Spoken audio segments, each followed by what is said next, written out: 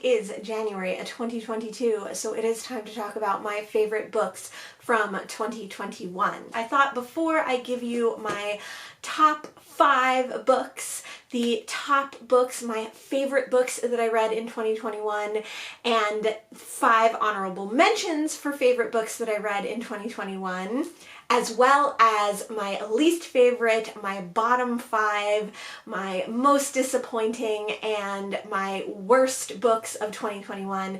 I would tell you a few facts and factoids, figures from my reading in 2021. In 2021, I read a total of 95 books. Now, my most read genre was, of course, mystery thriller. I read a total of 31 books that I would say fit into that category. Now, some of these books fit into other categories as well, and I'm not including nonfiction in this. That's almost a third of the books that I read this year, and that's pretty standard for me. My next biggest genre of reading was nonfiction. I read 17 nonfiction books in 2021. This is smaller than the previous year percentage-wise. I still think that it is pretty indicative of my reading. I read a lot of mystery thriller. I read a lot of nonfiction. My next 2 highest categories for genre were sci-fi and classics, which both came in at 14 books, making up a good other third, or about a third, of my reading. One of my goals for 2021 was to read more diversely. This meant more queer books, more people of color authors and stories, more authors from different countries besides England and America, and also just people from different ethnic and cultural backgrounds than my own. I was a little disappointed when I saw that I only read 10 books from Black authors. Some of these were repeat authors, but mostly they were individual authors. But then I looked back at 2020 and I didn't read a single book by a Black author. So I think reading 10 books is actually a great step in the right direction. My goal for 2022 is the same, to read more diversely, so I'm hoping to up the amount of Black authors that I read in 2022.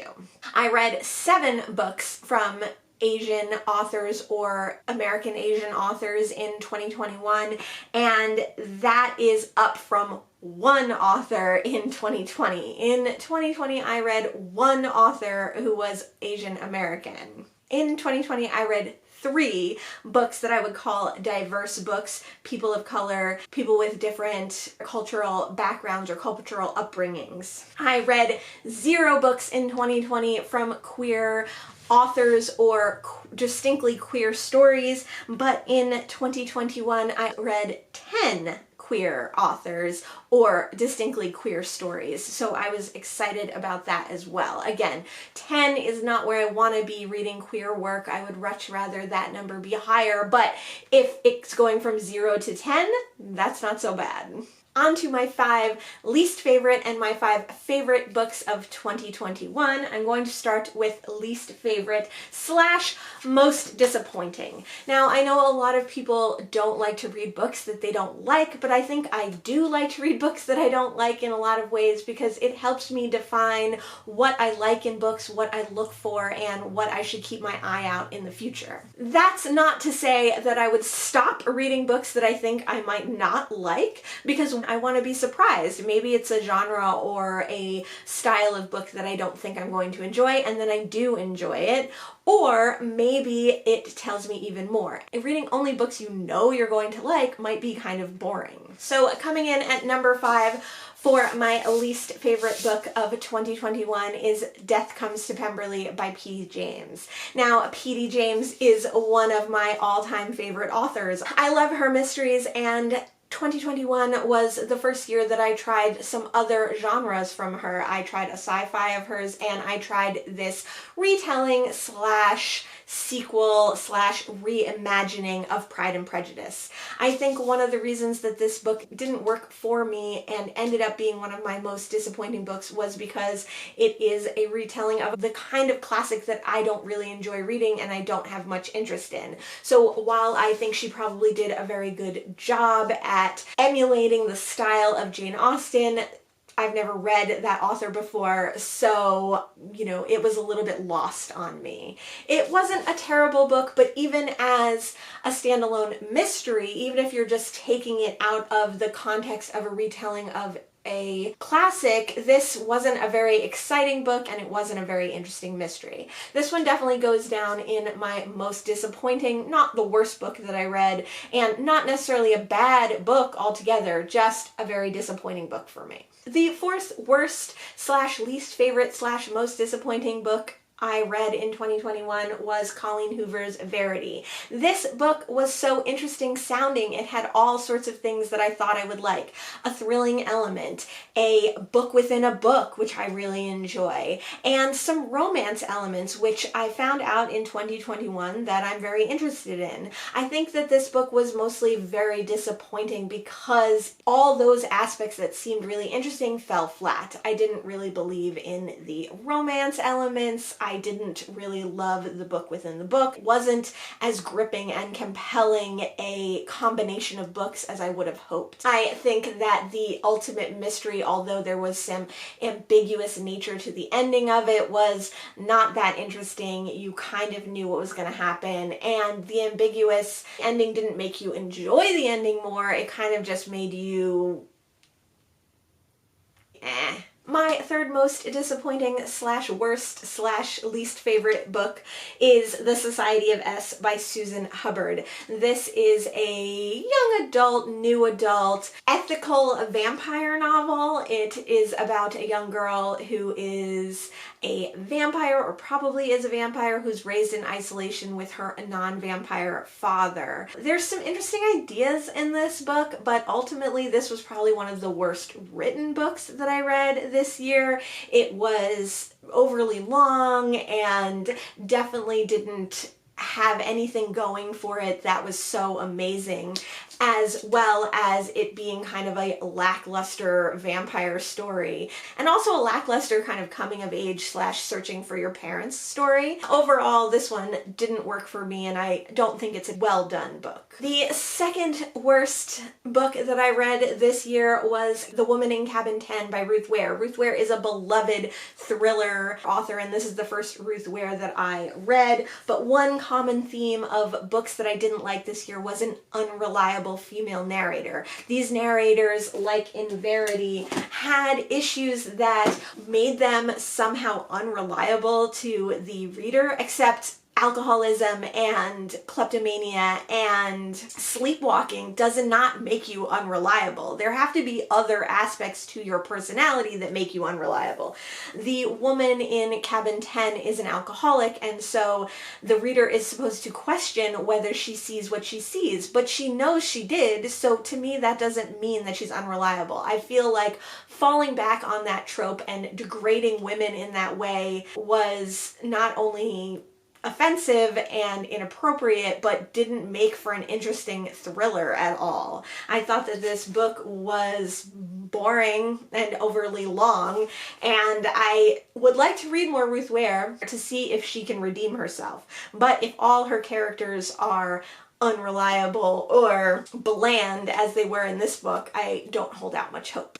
And then my least favorite, most disappointing, worst book of 2021 has to go to The Wife Upstairs by Rachel Hawkins. When I was compiling this list, I kept forgetting that I even read this book. I wasn't going to make it my worst book of the year because I didn't even remember that I had read it in 2021. It was such a boring, forgettable, lackluster thriller slash romance. It had nothing going for it that was interesting. It's supposed to be a retelling of also some classic novel that I've never read, and maybe if I had read that book, I would have had other aspects to this book that I enjoyed, but this had, again, a woman who she's just trying her best. She's just trying to survive in a world that is against women, and then she is considered unreliable, not only by the people around her, but you're supposed to feel that way as well. And I found that offensive. Although this book offended me in some ways, honestly, again, it was so boring and forgettable that I can't even work up a lather over it because it just was not a good book. This author also has a book coming out in 2022 that I'm kind of interested in. I would like to see if there were some thrilling aspects to a thriller she did. I would like to see if there was some interesting aspects to a book that she wrote, because this one had none of those things.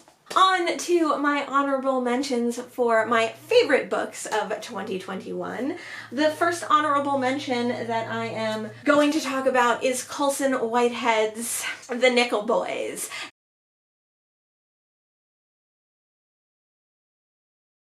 This was a book that I read early in 2021 and I thought for sure was going to make it to my top 5 favorite books. I loved the writing style. I thought the story was compelling and interesting. I thought that it was heartbreaking and made me feel the weight of how this book, although it was fiction, depicts events that happened not long ago in American history and were still happening today. This takes place in Florida in a Reformation school, and so it had a real life current impact on me at the time. And although I really liked this book, ultimately I didn't like it as much as some of the other books that I read in 2021.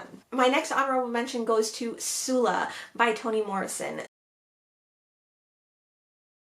This was the first Toni Morrison book that I read, and I buddy read this with Maria from MH Books. I am thinking that this is going to make it onto her top favorites of 2021, but I'll be super excited to find out. This book is beautiful and, again, heart-wrenching and interesting. It has a small touch of magical realism / fabulism in it, and it has to go on my honorable mentions just because it's the first Toni Morrison that I read, and I can't wait to read more of her work. The third honorable mention, and coming in at number 7 of my top favorite books, is The Loved One by Evelyn Waugh.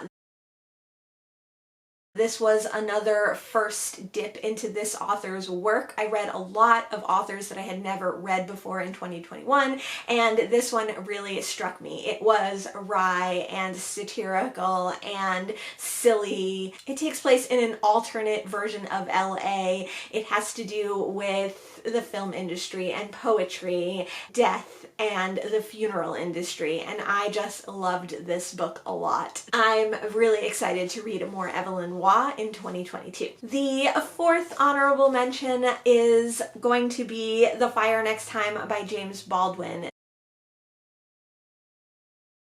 This is a nonfiction written during the Civil Rights Movement, and again, this is my first James Baldwin, so it has to go on this list. This was beautiful and heartbreaking and poignant and relevant to today, just like many of these other books have been. I can't wait to read more James Baldwin. I'm interested to see how his fiction and nonfiction work together and how the themes of his fiction are related to some of his real life history and his real life experiences. The last honorable mention for my 2021 favorite reads is going to be Passing by Nella Larsen.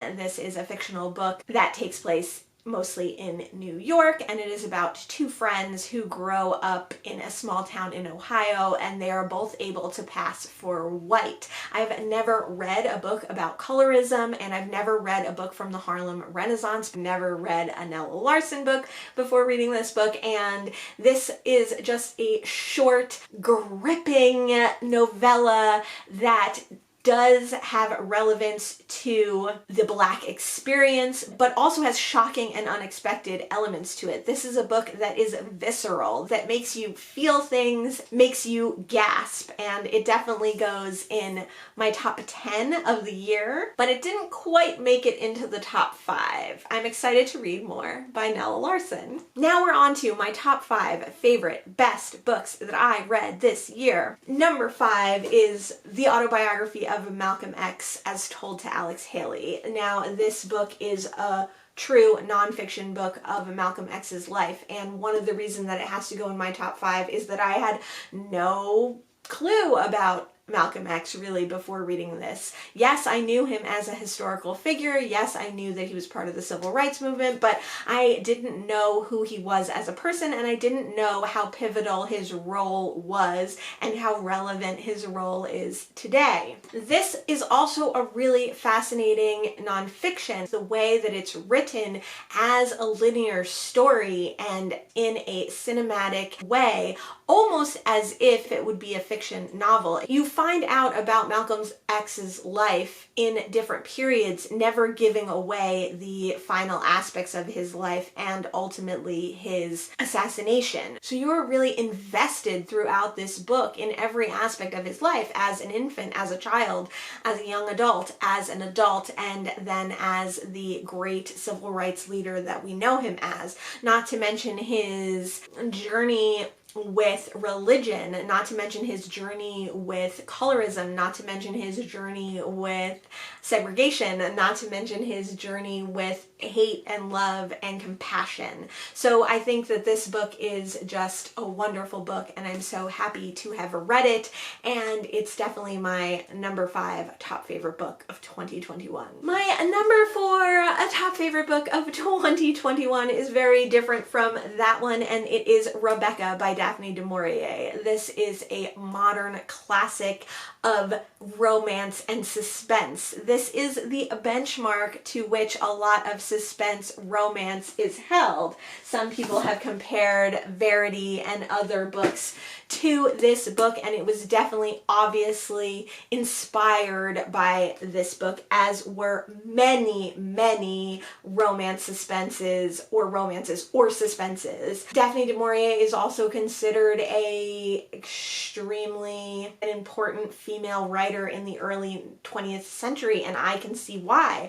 I was so gripped by this book. I was so excited and couldn't put it down. It was a page turner. I did not know what to expect. I did not see the twist coming. I liked that there was an ambiguous nature to this book by not really knowing how much we could trust the narrator. Although she is not an unreliable narrator by any means, we as the audience are kept at a distance from her. So although we like her and although we identify with her, in many ways we can't identify with the choices she makes, and we can't be inside of her head to know what is going to happen next. I really love this book, and I look forward to reading more from Daphne du Maurier. My third favorite book in 2020 was The Murders of Molly Southbourne. Now, this could have easily taken the top slot if I were going only on books that I think about on a daily basis. The Murders of Molly Southbourne is a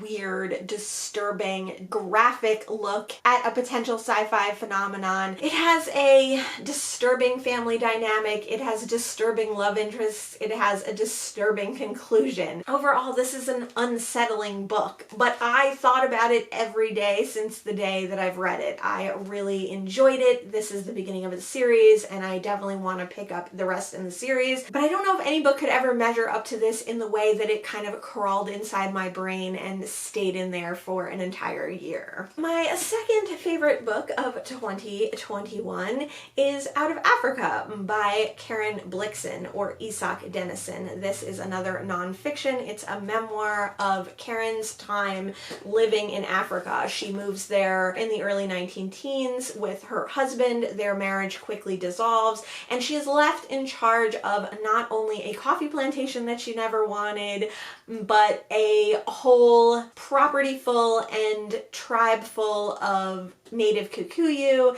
She's left with being a pioneering, unorthodox orthodox woman in a time when women were not considered able to take care of themselves or take care of things around a farm or a plantation. She breaks every rule that a woman, especially a woman in a colonizing country, would have or should have adhered to, and she comes to love Africa. She comes to become part of Africa, and Africa becomes part of her. This was written in 1937, and yes, there are a lot of issues here with stealing of land, with the destruction of indigenous cultures, with colonization. At the same time, you see it from a perspective that is sympathetic and empathetic to those plights in many ways. And it's just an interesting look at the other side of that. It definitely doesn't erase the injustices that those things all brought, but seeing them from Karen's perspective and just seeing how much she becomes part of the culture there and the time and place in which this takes place, and then her subsequently having to leave the farm and how heartbreaking that is for her, is just a very emotional and visceral experience. Her writing is so beautiful and true, and I don't see how this couldn't leave some sort of impression or mark upon the reader. I debated, again, this being my favorite of the year, and I think that this is a book that I will reread in the future and I will think about a lot. My number one top favorite book of 2021 is going to go to 84 Charing Cross. This is kind of a mix of the previous two books. On one hand, I've thought about it all the time since reading it. It's a book that I'm going to read and reread. It's a book that I think about often. It's a book that comes to mind when I'm doing tags or asked bookish questions. It's a nonfiction, so the idea of this woman's pioneering life, Helene Hanff, who broke all the rules of her time and generation, partly by doing jobs that she wanted to do, by wearing clothes that she wanted to wear, by talking to people the way she wanted to talk to them, and by creating relationships that no one expected her to create, is empowering and inspiring and uplifting. This is also a very sad book. I cried during almost all of these books that I've mentioned in my top 10, and this is no exception. I loved hearing her story through letters and how she became entwined with the lives of people who she never even met. This is so short and sharp, interesting. It tells about a time that we could never return to, a time of letter writing and book buying, and a time of helping people that you've never even met by giving them care packages. But it also is relevant to today. There's no reason why we can't make connections through the avenues that we have available to us, and there's no reason why we can't care for people who are in different situations from us. So 84 Charing Cross Road is my top favorite book that I read in 2021. What was your least favorite and favorite read that you read in 2021? How did you do on reading diversely this year? How did you do reading your favorite genres versus lesser read genres? What are your expectations for 2022? I hope you have a great reading year in 2022, and I can't wait to see you back here next year when we discuss our favorite books from the year ahead. Bye!